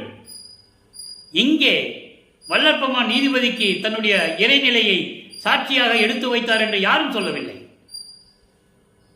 எல்லாம் பார்க்குறாங்க, வல்லப்பம் வல்லல வரல, ராமலிங்கம் வரலன்னு பார்க்குறாங்க. அப்போ அவர் பேர் ராமலிங்கம் தானே. எல்லாருக்கும் சந்தோஷம். இவர் பெயரை உச்சரிக்கும் போது கோர்ட்டில் டவாலி கூப்பிடுறாரு, ராமலிங்க பிள்ளை, ராமலிங்க பிள்ளை, ராமலிங்க பிள்ளை 3 தடவை கூப்பிடுறாரு. அது கோர்ட்டுடைய வழக்கம். கூப்பிட்ட உடனே நிற்கிறார். அப்போவாது அவரை பற்றி தெரிஞ்சுக்க வேண்டாம் யாருன்னு நல்லா புரிஞ்சுக்கணும். நீங்கள் திடீர்னு வந்து கோர்ட்டில் நிற்கிறார், நீதிபதிக்கு காட்சி கொடுக்கிறார். நீதிபதி எந்திரிச்சு நிற்கிறார். நீதிபதி எந்திரிச்சு நின்னோன்னு எல்லாம் எந்திரிச்சு நிற்கிறாங்க. எந்திரிச்சு தான் ஆகணும். அப்போ விவாதம் நடக்கிறது, விசாரணை நடக்கிறது. நமது பிள்ளை பெருமானவர்களிடம் இறைவனிடம் கேட்கிறார் நீதிபதி, எப்படி இந்த பாடல்கள் எல்லாம் இயற்றினீர்கள் என்று கேட்கிறார். இது வந்து சூட்சமமான விளக்கங்கள். இது இறைவன் எனக்கு கொடுத்த விளக்கம். கேட்கிறாரு, இது இறைவன் கொடுத்த விளக்கம் நீங்கள் எடுத்து அது உண்மை என்று நீங்கள் நினைக்காவிட்டாலும் கூட, எடுத்துக்கொள்ளாவிட்டாலும் கூட, லாஜிக்காக யோசிச்சு பாருங்க. லாஜிக்காக நீங்கள் யோசித்து பார்க்கணும். விவாதம் நடந்திருக்கணும் இல்லை? அப்போ அவர் கேட்டிருக்கணும், எப்படி நீங்கள் எந்த காலேஜ்லேயும் எந்த கல்லூரியிலையும் போய் படித்து புலவர் பட்டம் வாங்கலை, இலக்கண இலக்கியம் தெரியாதுன்றீங்க, இப்போ எப்படி பாடல் எழுதினீங்கன்னு கேட்கணும்ல? கேட்டிருப்பார். அப்போ இவர் சொல்லியிருக்காரு, எல்லாமே இறைவனால் அருளப்பட்டது. திருவற்பா இறைவனால் சொல்லி தான் நான் எழுதியது. இறைவனால் அருளப்பட்டது அருப்பெருஞ்சோதி ஆண்டவரால். எல்லாம் சிரிக்கிறாங்க, சிரிக்க தானே செய்வாங்க. ஆனால் அவர் உணர்ந்து விட்டார் நீதிபதி.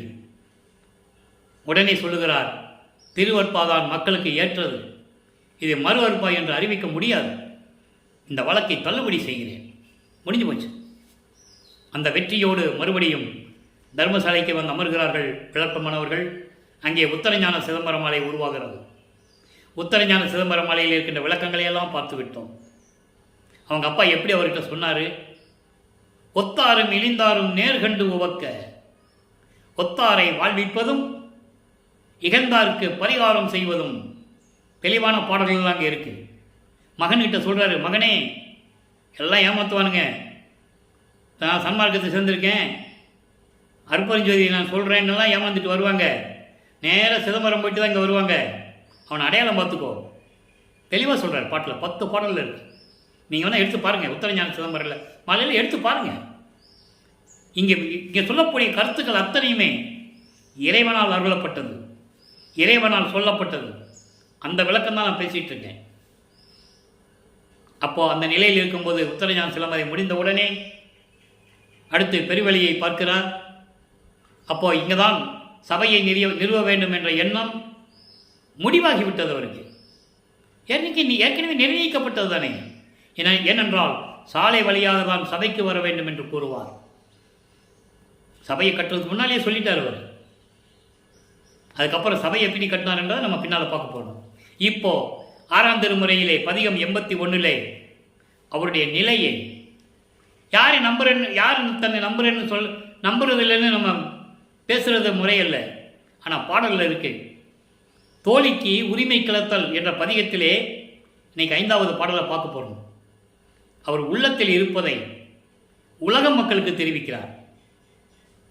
நல்லா கவனிக்கணும். மடம் கலந்தார் பிறருக்கரிய நடத்தரசே எனக்கு மணவாளர் எனினும்.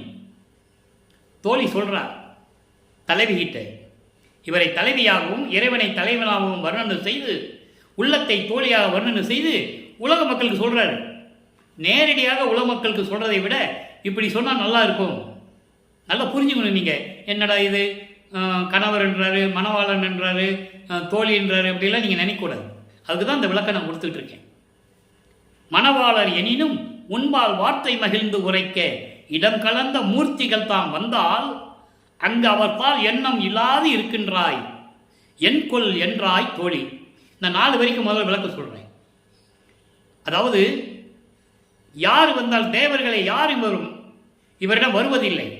காரணம், வந்தால் கூட இவர் பேசுவதில்லை. அப்போ ஒரு பாடலில் கேட்பார் அருட்பெருஞ்சோதி ஆண்டவர், என்ன வேறு இருந்தாலும் ஒரு காலத்தில் இவங்க 5 தொழில் செஞ்சுக்கிட்டு இருந்தவங்க தானே பிரம்மனும் திருமாலும், ஏன் வந்தால் ஒரு வார்த்தையோட பேச மாட்டேன்ற அப்படின்னு கேட்பார். அந்த நிலையை இங்கு கூறுகிறார். எப்படி தோழி கேட்கிறார்? அதாவது அறியாமையில் கலந்தவர்கள், சாதிகளையும் மதங்களையும் மார்க்கங்களையும் சார்ந்தவர்கள் எல்லாம் பெறுவதற்கு அறிய இறைவன் அருட்பெருஞ்சோதி உனக்கு கணவராக இருந்தாலும் தன்னை பெண்ணாக உருவப்படுத்தினால் கணவர் என்று சொல்கிறார். அதை நீங்கள் புரிஞ்சுக்கணும். அப்படிப்பட்ட அருட்பெருஞ்சோதி உன்னை ஆட்கொண்டவர் இறைவனாக இருந்தாலும் கூட உன்னிடம் பேசுவதற்காக, உன்னுடன் பேசி மகிழ்வோடு இருக்க வேண்டும் என்பதற்காக இடம் கலந்த மூர்த்திகள் இறைவனுடைய திருவடியை அடைந்த, அது திருவடி பெருமையில் சொல்வார் வளர்ப்பெருமான், எல்லாருமே எனது தந்தை நடன்மணகின்ற இடது காலில் சுண்டு வரலில் நகத்தில் ஊட்டியிருக்கின்ற அழுக்குகள் என்று சொல்லுவார். அதான் சொல்றாரு, அப்படிப்பட்ட மூர்த்திகள் உன்னிடம் பேச வேண்டும், உன்னிடம் ஏதாவது அருளை பெற வேண்டும் என்று வந்தால் அங்கு அவங்கள பார்க்காத மாதிரி இருக்கிறையே. எப்படி கேட்குறாரு பாருங்க. சொல்றாரு, அவங்கள நான் பார்க்காத மாதிரி இருப்பேன். அவங்க யார் என்கிட்ட வர்றதுக்கு? பிறந்து பிறந்து செத்து செத்து பிறக்கும் இத்தேவர்கள் என் முன் வழியிலர் என்று சொல்லுவார். எனக்கு நிகரானவர்கள் யாருமே கிடையாது என்று கூறுவார். எல்லாமே திருவருட்பாவில் உண்டு. அப்படிப்பட்டவர்கள் வந்தால் நான் ஏன் பேசணும்? எதுக்குன்னு நீ கேட்குற? தோழியிடம் கேட்குறார், எதுக்குன்னு நீ கேட்குற தோழி? நான் அதுக்கு பதில் சொல்கிறேன். எவ்வளவு அற்புதமான இடம் பாருங்க பாடல். யார் இவரை நம்புறதில்லை, கூட இருந்தவர்கள் சதி செய்தனர் என்று சொல்லுவார். அந்த பாடல் விளக்கத்தை நம்ம பார்த்துட்டோம். கூட இருந்தவங்களை சதி செய்தனர் என்று கூறுவார். அப்போ இவங்க வந்தால் கூட நான் பேசுறதில்லை. தேவர்கள், பிரம்மன், திருமால் முதல் யாராக வந்தாலும் சரி அவர்களிடம் நான் பேச மாட்டேன். எதற்காக? மடங்கு சமயத்தவர் தலைவர், அளவற்ற சமய தலைவர்கள், சிவபெருமானு, நடராஜன், சொக்கநாதன், தியாகராஜ பெருமானு, இப்படி பூரா சமய தலைவர்கள். அதோடு மட்டுமல்ல, வைஷ்ணவ தலைவர்கள் இருக்கிறான். யாரு? பிரம்மன், திருமால், இந்திரன், இவங்க 3 வைஷ்ணவ சமயத்தை சேர்ந்தவர்கள். தேவர்கள் எல்லாம் வைஷ்ணவ சமயத்தை சேர்ந்தவர்கள். கைலாசத்தில் இருக்கிறவங்களாம் சைவ சமயத்தை சேர்ந்தவர்கள். அவன் திருநூறு பூசுவான், தாடி வச்சுக்குவான், உத்தராட்ச கட்டை போட்டுக்குவான். இவன் வைஷ்ணவ சமயத்தில் தாடி வைக்க மாட்டான், நாமத்தை போட்டுக்குவான், உத்தராட்சி மாலை போட மாட்டான்.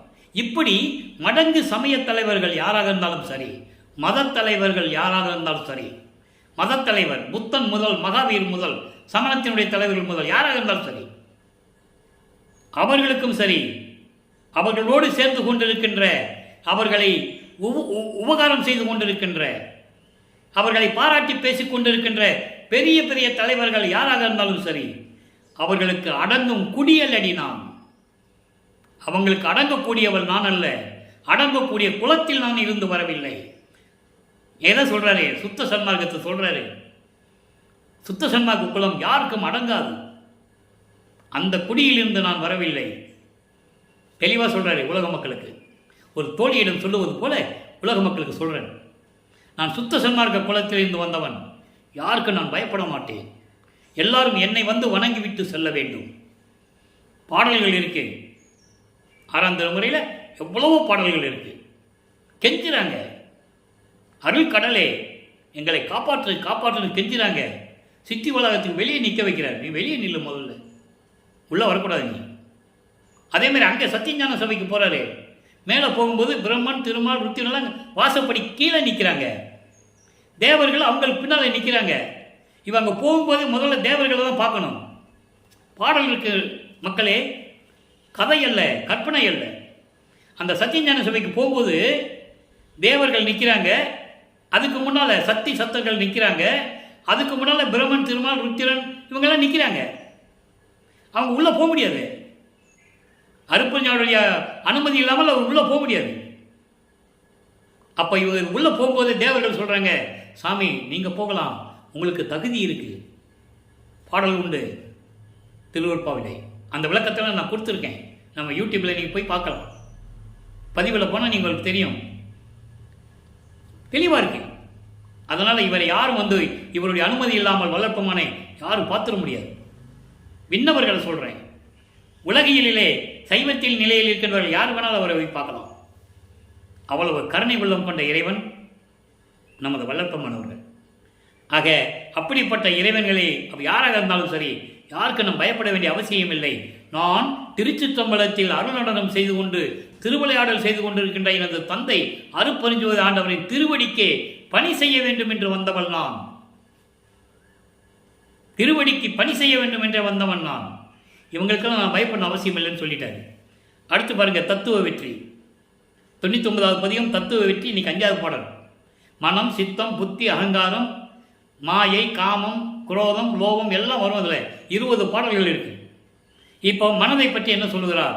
பாய் மனம் என்று உரைத்திடும்போர் பராய் முருட்டு பயலே, பல்பொறியாம் படுக்காலி பயிர்களோடு கூடி சேய்மையினும் அண்மையினும் திரிந்து ஓடி ஆடி தியங்கி தியங்காதே ஒரு வார்த்தை திருவார்த்தை எனவே ஆய்வுரம் கொண்டு அடங்குக நீ. அப்படி அடங்கலை என்றால் அடங்கலையே, உன்னைத்தான் அடியோடு வேர் அறுத்து விடுவேன். ஆனை அருளானை பேய்மதியா நீ, என்னைத்தான் அறியாயோ? நான் யார் என்று உனக்கு தெரியாதா? எல்லாம் பெற்றவன் தன், எல்லாம் பெற்றவன் தன் செல்வாக்கு பெற்ற பிள்ளை நானே. இது பாடல். விளக்கம் பாருங்க. அதாவது அலை பாய்கின்ற மனம், அதான் பாய் மனம் என்று சொல்லுகிறார். மனம் ஒரு குரங்கு என்று சொல்லுவார். மானு போல தாவி தாவி ஓடுகின்ற மனம் என்று சொல்லுவார். அப்படி அலைபாய்கின்ற இந்த மனதை சொல்லுகிறார் ஒரு பராய் முருட்டு பயலே, எதுக்கும் உபயோகப்படாத முருட்டு பயலே. பராய் என்பது ஒரு வகையான மரம். அவ்வளவு அவ்வளவு கனமாக இருக்கிறவன் சொல்றதை விட ரொம்ப கடுமையாக இருக்கும் அந்த மரம். அது போன்று இருக்கின்றவனேன்னு சொல்லுகிறார். பராய் முருட்டு பயலே பல்பொறியாம் படுக்காலி பயல்களோடும். பல்பொறி 5 பொறிகள், கண், காது, மூக்கு, வாய், மெய், இந்த 5 பயல்களோட சேர்ந்துக்கிட்டு மனதை சொல்றாரு. அவங்க பேச்சை கேட்டுக்கிட்டு கண், காது, மூக்கு, வாய்மை இந்த 5 பொறிகளோட அந்த படுக்காலி பயல்களோட சேர்ந்துக்கிட்டு அவங்க சொன்னபடியெல்லாம் நீ கேட்டுக்கிட்டு இங்கேயும் அங்கேயும் திரிஞ்சு இங்கே போகிறது அங்கே போகிறது, அதான் செய்மையனும் அண்மையனும், பக்கத்துலையும் சரி தூரத்துலையும் சரி ஓடி ஓடி ஓடி போய் திரிந்து தியங்காதே. தியங்காதே என்ன? திகைந்து களைத்து போகாதே. ஏன் ஓடுற? நான் சொல்றபடி ஒரு இடத்துல இறேன். ஒரு வார்த்தை திருவார்த்தை என்று நான் சொல்கின்ற ஒரு வார்த்தை திருவார்த்தை என்று எடுத்துக்கொள்ள வேண்டும். நான் ஒரு தடவை சொன்னால் 100 தடவை சொன்ன மாதிரி, அந்த மாதிரி நீ எடுத்துக்கணும். அதை எடுத்துக்கிட்டு ஆராய்ச்சி பார்த்து ஒழுங்காக என்கிட்ட இருந்தால் இரு. மனதை சொல்லுகிறார், மனதை கட்டுப்படுத்துகிறார், மனதிடம் சொல்லுகிறார். அப்படி ஒழுங்காக இருந்தால் இரு, இல்லைன்னு வச்சுக்கோ, நான் சொல்லி நீ அடங்கலைன்னா அடியோடு உன்னை வேரோடு அறுத்துடுவேன். இது என்னுடைய தந்தையினுடைய ஆணை. அதனால் நான் சொன்னபடி கேட்டு அமைதியாக இரு. எந்த விதமான பாதிப்பு உனக்கு வராது. நீ நிம்மதியாக இருக்கலாம். பேய்மதியா நீ, பேய் குணம் கொண்டவனே. யார மனசை சொல்றாரு? பேய் குணம் கொண்டவனே, என்னை யாருன்னு நினைச்ச? எல்லாம் பெற்றவன் தான், எல்லார்களையும் பெற்ற அருட்பெருஞ்சோதி ஆண்டவருடைய செல்வ பிள்ளை நான், செல்வாக்கு பெற்ற பிள்ளை நான். ஞாபகம் வச்சுக்கோ. மற்றவங்கிட்ட மாதிரி என்கிட்ட வாழாட்டாதே, வாழை வெட்டு ஒட்ட நரிக்கிறவேன்னு சொல்லுவார். அதை நாளைக்கு நம்ம பார்க்க போகிறோம். ஆக தத்துவ வெற்றியை எப்படி அடக்குகிறார் என்பதை பார்த்து விட்டோம். அடுத்து சுத்த சிவநிலை 106வது பதிகம், சுத்த சிவநிலை 30வது பாடல். வேத ஆகமங்கள் என்று வீண் மாதம் ஆடுகின்றீர், வேதம் ஆகமங்கள் என்று வீண் வாதம் ஆடுகின்றீர். வேதம் ஆகமத்தின் விளைவு அறியீர். சூதாக சொல்லவானால் சூதாக சொல்லவலால் உண்மை வெளித்தோன்ற உரைக்கவில்லை, என்ன பயனோ இவை. அதாவது வேதங்கள் 4, ரிக்கு வேதம், யசுர் வேதம், சாம வேதம், அதர்வண வேதம். இந்த 4 வேதங்களுமே இறைவனை பார்த்ததில்லை. இந்த சமயங்களையும் மதங்களையும் சார்ந்த இறைவன் சிவபெருமானையும் பார்த்ததில்லை. ஆதியும் அந்தமில்லா தோன்றிய இறைவன் அருட்பெருஞ்சோதியும் இவங்க பார்த்ததில்லை. வேதங்கள் 4, ஆகம நூல்கள் 28, இவை எல்லாமே சேர்ந்து வீண்வாதம் செய்து கொண்டிருக்கிறார்கள். வீண்வாதம் ஆடுகின்றீர், அதை சொல்லிய நெறிமுறைகளை பின்பற்றி கொண்டு உலக மக்களே நீங்களும் வாதத்தில் ஈடுபட்டு வீணாக நாட்களை கடத்தி கொண்டிருக்கிறீர்கள். அதனுடைய விளைவு என்ன? வேதங்களும் ஆகங்களும் சொன்ன விளைவுகள் என்ன உங்களுக்கு தெரியாது. அதாவது ரகசியம் நான் ஒன்று சொல்கிறேன், கேட்டுக்கோ. சொல்கிறேன், சூதாக சொன்னவளா, ரகசியமாக ஒன்று சொல்கிறேன் கேட்டுக்கோ. அதுக்கெல்லாம் எவ்வளவு வஞ்சகம் கொண்டவை என்று உங்களுக்கு தெரியாது. நான் ஒரு ரகசியத்தை சொல்கிறேன், அவங்க உண்மைகளை வெளிப்படையாக சொன்னதே இல்லை. அதான் சொல்கிறாரே, உண்மை வெளி தோன்ற உரைக்கவில்லை. அவங்க உண்மைகளை வெளியே சொல்லவில்லையே, வேதங்களும் ஆகமங்களும். அதனால் ரகசியமாக சொல்கிறேன், உலக மக்களே அதை பின்பற்றி நடக்காதீர்கள், அத்தனையும் பொய். என்ன பயனோ இவை? இவைகள்லாம் தோன்றி என்ன பிரயோஜனம்? இது வரைக்கும் இந்த பிரபஞ்சம் தோன்றிய காலத்திலிருந்து வேதங்களும் ஆகங்களும் சொன்னதெல்லாம் உண்மையை சொல்லவில்லை என்று யாராவது சொல்லியிருக்காங்களா? நம்ம வல்லப்பமானதான் சொல்ல முடியும். இன்னைக்கு இதெல்லாம் முடிச்சாச்சா? இப்போ சமாதி வற்புறுத்தல் 108வது பதிகம், 107வது பதிகம் நிலுவையில் உள்ளது. எது? ஞானசரியை. அது எங்கே சொல்லுவோம்னா, வல்லப்பமானவர்கள் தர்மசாலையை விட்டு அங்கே மேட்டுக்குப்பத்தில் உறைவிடமாக கொண்ட பொழுது அங்கே ஞானசரியை வரும், பேருபதேசம் வரும், கொடிப்பாட்டு வரும், எல்லாம் அங்கே வரும். இப்போது சமாதி வற்புறுத்தல் இன்னைக்கு கடைசி பாட்டு, 10வது பாடம். நல்லா கவனிக்கணும். புலை தொழிலே புரிகின்றீர், பாவ செயல்களையே செய்து கொண்டிருக்கிறீர்கள். புண்ணியத்தை கருங்கடலில் போக விட்டீர். புண்ணியத்தை கொண்டு போய் கடலில் போய் கரைச்சிட்டீங்க. அதோடு மட்டுமா, கொலை தொழிலில் கொடியீர், உயிர்களை கொலை செய்வதில் கொடியவர்களாக இருந்து கொண்டிருக்கிறீர்கள். அதான் சொன்னாரே, கொலையும் புலையும் தவிர்த்து உள்ளே புகவும். எங்கே? சத்தியலிங்க சபை இருந்தாலும் சரி, சித்தி வளாகத்தில் இருந்தாலும் சரி, கருங்குழியில் இருந்தாலும் சரி, மருதூரில் இருந்தாலும் சரி, எங்கெங்க தீபங்கள் எரியுதோ அங்கெல்லாம் போகும்போது கொலையும் புலையும் தவிர்த்து இருக்க வேண்டும். இலக்கு போகாதன்றாரு. உனக்கு அது அறிவு கிடைக்காத, ஏன் போற? நான் உனக்கு ஒரு சிறிதளவு அணுகளவு கூட அருளை கொடுக்க மாட்டேன்னு சொல்றாரு. பாடல்கள் உண்டு, எல்லாமே ஆதாரங்கள் உண்டு.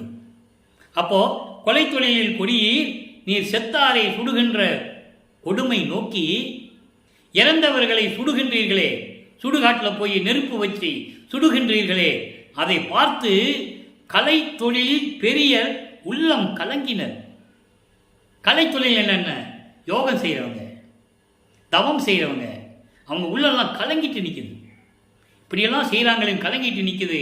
அக்கலக்கமெல்லாம் கடவுள் நீக்க, அந்த கலக்கத்தை எல்லாம் கடவுள் நீக்குவதற்காக தலைத்தொழில் செய்யும் சன்மார்க்கம், தலைத்தொழில் செய்யும் செத்தவர்களை எழுப்பக்கூடிய சன்மார்க்கம் தலையெடுக்க, சன்மார்க்கம் திகழ்ந்து ஓங்க, புரிவுகிறது இத்தருணம் தானே, அருள் புரிவது இந்த தருணத்தில் தான். ஆகையினால் செத்தவர்களை அடக்கம் செய்யுங்கள், சமாதி வையுங்கள், எரிக்காதீர்கள். எரித்து விட்டால் இது இறைவன் கொடுத்த மனித தேகம், நீங்கள் தண்டனைக்கு உள்ளாவீர்கள். தெளிவாக சொல்கிறார். நேற்று அந்த பாடலுடைய விளக்கத்தை பார்த்துட்டோம். நீங்கள் எரிச்சிங்கன்னா இறைவனுடைய தண்டனையிலிருந்து தப்பவே முடியாதுன்னு சொல்கிறேன். ஆக இறந்தவர்களை இந்த வள்ளலார் ஊழியன் உங்கள் பாதம் தொட்டு வணங்கி சொல்லுகிறேன், இறந்தவர்களை சமாதி வையுங்கள். ஏனென்றால் செத்தவர்களை எழுப்ப வேண்டும். அதுக்கு தான் எழுவார் மேடையை அமைச்சது. செத்தவர்களை எழுப்ப வேண்டும் அல்லவா, இறந்தவர்களை எழுப்ப வேண்டும் அல்லவா, அவர்களுக்கு சுத்த சன்மார்க்கத்தை கொடுக்க வேண்டும் அல்லவா. எரித்து விட்டால் சாம்பலாகி போய் விடுமே, எப்படி மனித தேகத்தை கொடுப்பது? நல்லா புரிஞ்சுக்கணும் நீங்கள். அதனால தான் சமாதி வைக்க சொன்னார். ஆக அடுத்து 110வது பதிகம் தனித்திருளங்கள். இப்போ எப்படியெல்லாம் இறைவனுடைய திருவிளையாடல் நடந்தது, இறைவனிடமிருந்து எப்படியெல்லாம் அறிவுரை பெற்று உலக மக்களுக்கு சொல்லுகிறார் என்பதை பார்த்து கொண்டிருக்கிறோம். இப்போ தனித்திருளங்களில் 61வது பாடல், போற்றுகின்ற என் புண்மை யாவையும் பொறுத்த போட்டுகின்ற என் புண்மை யாவையும். நான் சமயங்களிலும் மதங்களிலும் மார்க்கங்களிலும் இருந்தபோது என்னை சுற்றி வளைத்து கொண்டிருந்த என்னுடைய தீய குணங்களையும் தீய எண்ணங்களையும் எனது குற்றங்களை எல்லாம் மன்னித்து நின் பெருமை போற்றி. எல்லாவற்றையும் மன்னித்தையே, அந்த கருணைக்கு போற்றி. என்னாற்றுவேன் உனக்கு அருகிலே? நான் என்ன உனக்கு கைமாறு செய்யப் போகிறேன்? 6ஆம் திருமுறையிலே கைமாறின்மை என்று ஒரு பதிகம் இருக்கிறது.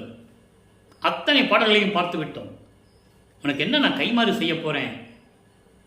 அதுக்கு அவர் சொல்லுவார், நீ என் மகன் அல்லவா? மகனிடமிருந்து தந்தை வந்து கைமாறு எதிர்பார்க்கலாமா? தந்தை மகனுக்காற்றிய கடமையை நான் செய்துவிட்டேன். நீ தந்தையுடைய கடமையை ஆற்ற வேண்டும் என்றால் உலக மக்களை எல்லாம் சன்மார்க்கத்தில் சேர்த்து அவங்களெல்லாம் இன்புற்று வாழ வேண்டும் என்று அவர்களுக்கு நீ அருள் புரிவாயாக என்று சொல்வார். இந்த விளக்கத்தில் நம்ம பார்த்துட்டோம். அதான் இங்கே சொல்கிறார், அப்படிப்பட்ட நான் உனக்கு என்ன செய்ய போகிறேன் என்று எனக்கு தெரியவில்லை. எனக்கு அறிவு தந்த பேரறிவா போற்றி. இங்கே அறிவு என்பது மெஞ்ஞானம். நான் ஏற்கனவே ஆரம்பத்தில் சொன்னேன், ஞானம்தான் பெற்றுக்கொண்டாரே தவிர மெஞ்ஞானம் பெறவில்லை என்று சொன்னேன். இப்போ அதை பெற்றுக்கொண்டதை சொல்லுகிறார். மெஞ்ஞான அறிவு பிரம்மனுக்கு திருமால் கூட கிடையாது. பாடலில் சொல்றாரு, நான் முகத்தோனும் திரு நெடுமாலும் மெஞ்ஞானம் என்னும் வான்முக கண் கொண்டு காணாமல் தம் உருமாறியும் தேன்முக கொன்றை முடியும் செந்தாமரை சேவடியும் ஊன்முக கண் கொண்டு காணாமல் தேடி நின்றார். சற்று உணர்விலே அந்த விளக்கத்தில் பார்த்துட்டோம். மெஞ்ஞானம் இருந்தால் ஏன் அன்னப்பறவையாகவும் பன்னியாகவும் உருவெடுத்து போகணும் மேலேயும் கீழேயும்? நல்லா புரிஞ்சுக்கணும். நீங்கள் மெஞ்ஞானம் இல்லை அவளுக்கு. ஆக அந்த நிலையில் இருக்கும்போது எனக்கு மெஞ்ஞானத்தை கொடுத்த இறைவனே, வான் காற்று நீடு அலல் ஆதி 5, நிலம் நீர் நெருப்பு காற்று ஆகாயம், இந்த 5 பூதங்களையும் காண காட்டிய கருத்தா போற்றி. இங்கே கருத்தன் என்பது அருப்பெருஞ்சோதி. 5 பூதங்களையும் காட்டி அவற்றையெல்லாம் எப்படி அடக்க வேண்டும் ஆள வேண்டும் என்றெல்லாம் எனக்கு கற்றுக் கொடுத்த என் தந்தையே அருப்பெருஞ்சோதியை போற்றி. வன்கூற்று உதைத்து நீர்த்து, வன்கூற்று கொடுமையான மரணத்தை உதைத்து உன் திருவடியால் எட்டி உதைத்து அதை அழித்து அழிவில்லா உரு கொள்ள வைத்த நின் கொள்கை போற்றியவே. அழிவிலா ஒரு முத்தேகம், பிரவண தேகம், சுத்த தேகம், பிரவண தேகம், ஞான தேகம், போகா புனல் வேகாக்கால் சாகாத்தலை. நல்லா புரிஞ்சுக்கணும். இங்க அப்படியெல்லாம் கொடுத்த இறைவனே போற்றி போற்றி என்று கூறுகிறார். இறுதியாக ஒரே சின்ன விளக்கம். மெய்யருள் வியப்பிலே 71வது பாடல் நல்லா கவனிக்கணும். அதாவது தனித்திரளங்கள் இன்னைக்கு நம்ம பார்த்த 61வது பாடலுக்கு அதன் விளக்கம் மெய்யர்கள் வியப்பில் இருக்கும். 71வது பாடலில் அதான் கனெக்டிவிட்டி என்று நான் சொல்லுவேன். இங்கே சொல்லுவது ஒவ்வொரு பாடலையும் எடுத்து சொல்லுவது வேண்டுமென்றோ நேரத்தை வீணாக்க வேண்டுமென்றோ அல்ல. ஒவ்வொரு பாடலிலும் ஒவ்வொரு அர்த்தம் உண்டு. இப்போ பாருங்க, சிறுட்டி முதல்வோர் 5 தொழிலும் செய்யென்று என்னையே செல்வ பிள்ளையாக்கி வளர்க்கின்றாய். இது என்னையே எதற்காக? ஏன் இந்த பிரபஞ்சத்தில் எத்தனை பேர் இருக்கிறாங்க? எனக்கு மட்டும் படைத்தல், காத்தல், அழித்தல், மறைத்தல், அழுதல் இந்த 5 தொழிலையும் ஒன்றாக கொடுத்து நீ செய் என்று சொல்லி என்னை பெற்றெடுத்து உன் அருளால் பெற்றெடுத்து செல்வப்பிள்ளை என்று பெயரிட்டு வளர்க்கின்றாயே, எதற்காக? தெளிவாக சொல்றேன். ஆக வளப்பமான் யாரு? பிரபஞ்சத்தை இயக்கி கொண்டிருக்கிறவர். 30/1/1874 இரவு 12 மணியிலிருந்து அவர் அருப்பெருஞ்சோதி ஆனவர் பிறகு இந்த பிரபஞ்சத்தை இயக்கி கொண்டிருப்பவர் வளர்ப்பமான் என்பதை நான் பதிவு செய்ய கடமைப்பட்டிருக்கிறேன். மாறுதட்டி சொல்லுங்கள், உன்னை படைத்தவன் யார் என்றால் வள்ளல் பெருமான் என்று சொல்லுங்கள், அருப்பெருஞ்சோதி ஆண்டவர் என்று சொல்லுங்கள். 2 ஒன்றுதான். நான் சொல்லுவேன், யாராவது கேட்டால் உன்னை படைத்தது யார் என்று கேட்டால் அருப்பெருஞ்சோதி ஆண்டவர் எனது தந்தை வள்ளல் பெருமான் என்று சொல்லுவேன். அந்த கொள்கை உறுதி வேண்டும். அந்த மயக்கத்திலிருந்து அறியாமையிலிருந்து நீங்கி வெளியே வர வேண்டும். அடுத்து சொல்ற பாருங்க, திருட்டி திரு பொற்பாதத்தை காட்டி அமுதம் ஊட்டியே என்னை பக்குவப்படுத்துவதற்காக உனது திருவடியின் வழி அருளை காட்டி எனக்கு அமுதம் ஊட்டினேயே. வல்லற்பமானுக்கு அருப்பஞ்சாண்டர் அமுதம் ஊட்டினது யார் சொன்னது? யாரும் சொல்லலையே. அதான பிரச்சனையே. மற்றதெல்லாம் சொன்னாங்க புராணத்தில். இவர் அமுதம் பெற்றுக்கொண்டு ஊட்டி கொண்டு வளர்ந்தாரு, போனாரு, பாடினாருன்னு சொல்லுவாங்க. இது சொன்னது யாரு? அடுத்து பண்ணுறாங்க. அடுத்து சொல்றாரு பாருங்க, திகழ நடு வைத்தாய் சன்மார்க்க சங்கம் கூட்டிய சன்மார்க்க சங்கத்தை கொடுத்து என்னை நடுவிலே உட்கார வைத்து என் மகன் என்று நீ எனக்கு பட்டம் கொடுத்தாயே ஒரு பாடலில் சொல்லுவார். ஆக அன்பர்களே, இன்று நாம் பார்த்த பதிவுகளிலே சிறந்த பதிவு இதுதான் என்று நான் கருதுகிறேன்.